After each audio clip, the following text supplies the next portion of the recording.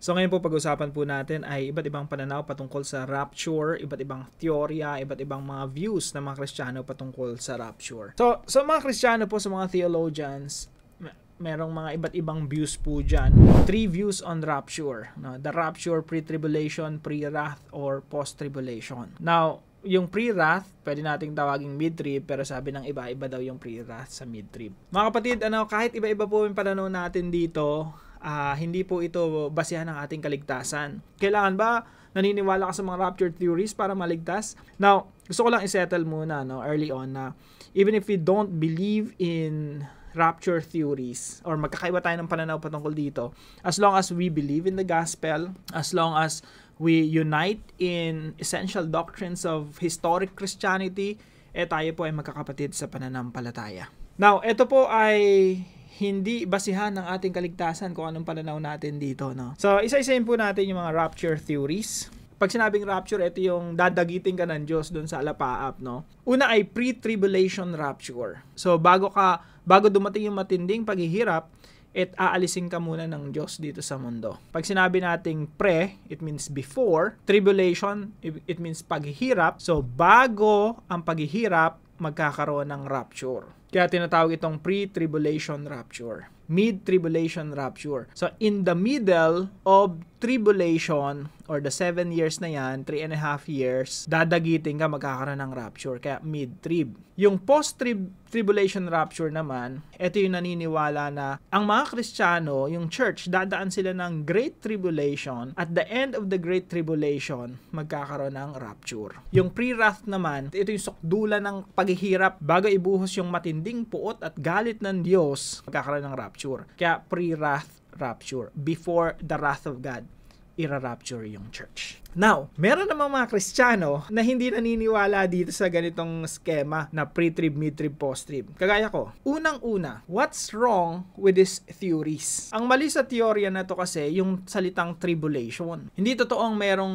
yung mga tribulation na tinutukoy sa Bible sa future magaganap. So, yun ang kadahilanan kung bakit hindi ako naniniwala sa timeline ng pre-trib, mid-trib, post-trib. Kasi yung Great Tribulation, tsaka yung mga tribulation na yan, pag binasa mo yung Bible, wala yan sa future. Nandito po yan sa past. Pero yung pre-trib rapture, mga kapatid, bagamat yan ang dominant, yung pananaw ng pre-trib rapture, hindi po yan common o pangkaraniwang pinanghahawakan ng mga Kristiyano nung unang panahon. Yung first 1,800 years, virtually absent. Wala pong naniniwala sa pre-trib rapture. So I hope yan pa lang, matauhan na tayo, Masasabi natin 99.9%, walang naniniwala sa pre-trib rapture. Now, gusto ko pong dalhin yung attention natin dito sa salitang Great Tribulation. Yung Great Tribulation po, makikita po natin yan sa Matthew 24, verse 21, at sa iba't iba pang mga talata sa Bible. Now, tingnan po natin sa Greek yung salitang Great Tribulation. Yung tlipsis na yan o tribulation, pangkaraniwang salita lang po yan. This is not a special word. This is a common word na ginagamit nung time na yon na ang ibig sabihin lang suffering.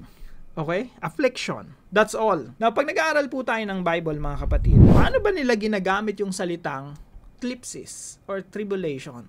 At saan nila ina-apply? Kailan nila ina-apply? Now, pag sinabi nating tribulation or suffering or kapighatian, ito po ay 45 times lang lumabas sa Bible. So, pag binilang nyo po ito, I hope, nilista ko po ito, I hope tama yung pagkakalista ko. Now, yung salitang Great Tribulation naman po, ito ay ginamit sa 4 na talata lang. Now, pag nag-aaral po tayo ng isang salita, bawa, nakita natin tribulation, titingnan mo kung saan lahat lumitaw yung salita na yan, tapos titingnan mo siya na isa-isa at para maunawaan natin, paano ito ginamit at ano yung pagkakaunawa ng mga New Testament writers sa salitang ito. Now, i-argue ko po, wala ni isa mang talata rito sa 45 times na ginamit yan sa New Testament. Wala kang makikita kahit isang talata na masasabi mong ebidensya without a shadow of doubt na talagang totoo tong pre-trib, mid-trib, post-trib na to na yung Great Tribulation future. Kaya po itong paniniwala na itong mga rapture theories na to, pwede nyo nang ibasura right after na itong talakay na to. Now, tingnan natin.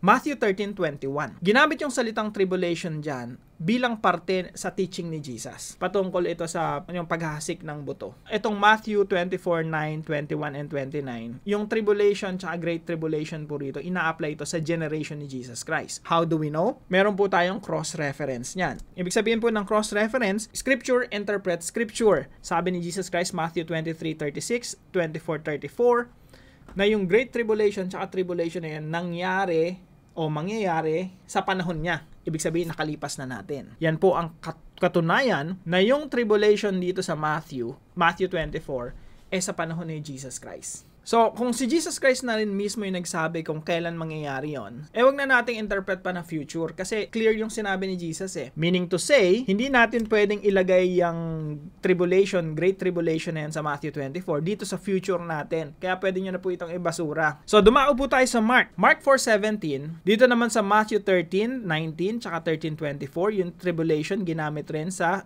generation ni Jesus Christ. Ibig sabihin, hindi siya future, past na natin ngayon. Kapareho po yan ng Matthew 24. John 16:21, yung tribulation applicable sa mga disciples. Sinasabi ni Jesus Christ yun sa mga disipulo niya na kayo ang dadanas ng tribulation. Matthew 16:33, yung tribulation in-apply ni Jesus Christ sa 12 disciples niya na naman. Acts chapter 7 verse 10 to 11, great tribulation po. Thlipsis megale ang ginamit. During the time of Joseph. Definitely not future. Sabi dito sa Acts 11:19, 14:22 na sila yung dadanas o dumadanas ng Great Tribulation. Pagdating naman sa Acts chapter 20 verse 23, this is about the tribulation of the Apostle Paul. Romans 2:9. So ito po patungkol sa tribulation, paghihirap ng mga Hudyo muna, Gentiles. Sa Romans chapter 5 verse 3, panahon ni Apostol Pablo. Si Apostol Pablo yung naghihirap, nagdurusa. Romans 8:35. So, hindi sinabing kung kailan yung tribulation. Kasi ito ay part of Paul's teaching. Romans 12:12, parte ito ng teaching ni Apostol Pablo. 1 Corinthians 7:28, yung suffering in-apply sa marriage sa panahon ni Apostol Pablo. 2 Corinthians 1:4, dalawang beses po binanggit yung tribulation. At sabi po ron, God's comfort in Paul's tribulation. 2 Corinthians 1:8, ito po ay tumutukoy sa tribulation of Paul and his companions. 2 Corinthians chapter 2 verse 4. Yung nagsasuffer siya emotionally, that's tribulation of Paul. 4:70 ng 2 Corinthians, Paul's momentary tribulation. 2 Corinthians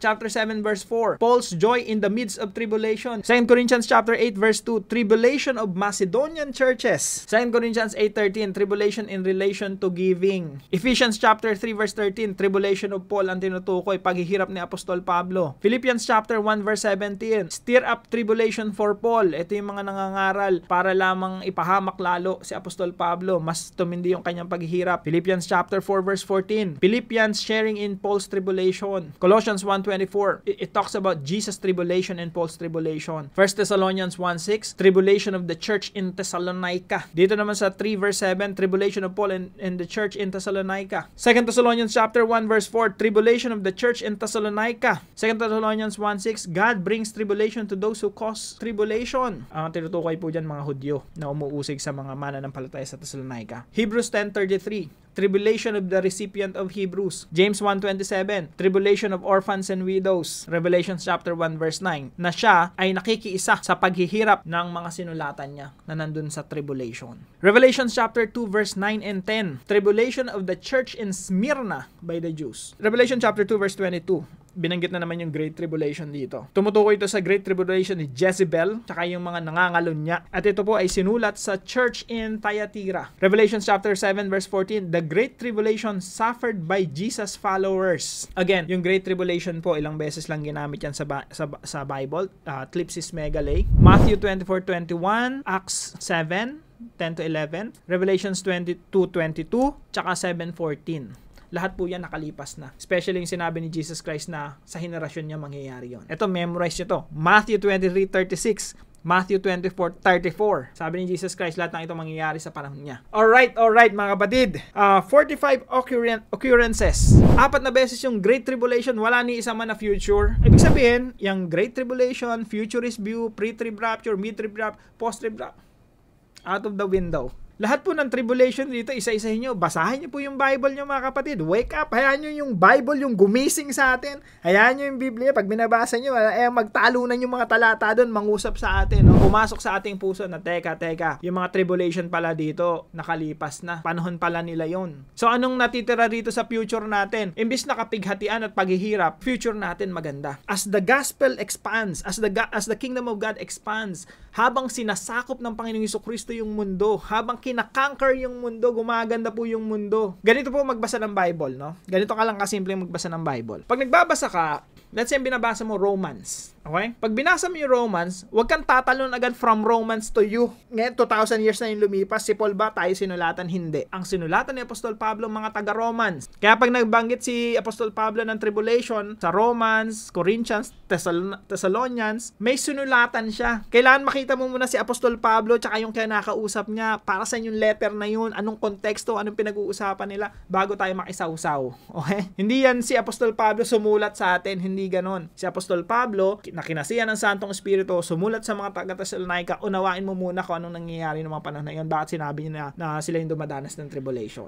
Ngayon, pag naunawaan mo na, tingnan mo yung mga principle doon, ano yung may apply sa panahon natin ngayon. In the same way, that's how to read the book of Revelation. Binigyan sa 7 churches, ano yung pagkakaunawa ng 7 churches? Nung sinabi ng Panginoong Jesucristo na yung book of Revelation malapit nang maganap sa time nila, syempre nung binasa ng 7 churches yon, malapit na daw maganap. Ibig sabihin sa time nila yon, malapit. Hindi naman sinabing malayo sabi malapit. Kaya maling-mali ito yung futurist na to Ilalagay mo yung tribulation sa Revelation sa time natin ngayon. Sabi ni Jesus Christ, malapit nang maganap yon sa time nila. Kaya po ang tamang interpretation talaga niyan, yung tribulation, great tribulation, nangyari na yan sa time ni Jesus Christ. Tingnan niyo po ito the 12 Jewish apostles. Hindi natin alam paano sila namatay. Though yung iba nakikita natin sa Bible, pero yung iba according to the tradition kasi tapos nang maisulat yung Bible. Kaya hindi natin alam yung iba paano sila namatay biblically speaking. Pero alam natin through tradition kung paano sila namatay yung mga 12 apostles. So si Andrew pinako sa krus. Bartholomew beaten then crucified. James son of Alphaeus binato hanggang sa mamatay. James son of Zebedee pinugutan ng ulo. Si Apostle John pinakuluan pero nabuhay pa rin, namatay siya of old age. Judas stoned to death. Hindi ito yung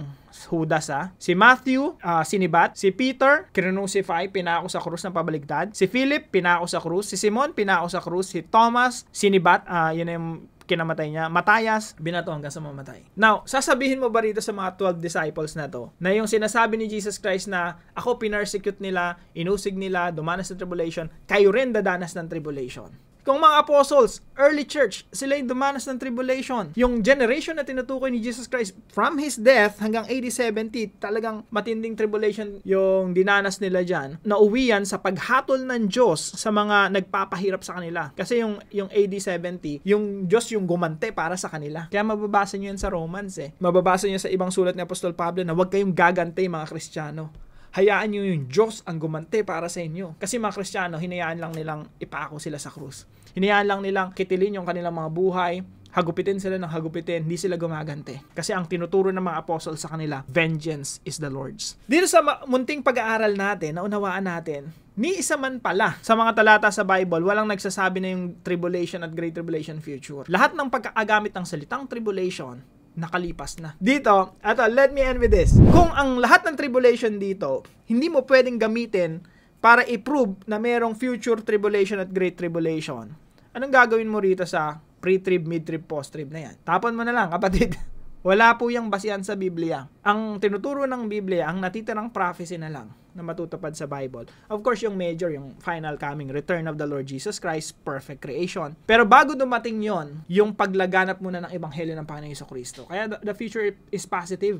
Paganda ng paganda yung mundo. Kasi yung church ni Jesus Christ, unstoppable. Napakaganda ng future ng mundo. Hindi kagaya nitong may mga antikristo, tribulation, great tribulation, matinding kapigitan, lindol, taggutom, at kung ano-ano pang mga katatakutan na dulot ng antikristo at maling paniniwala. Napakaganda ng future ng mundo.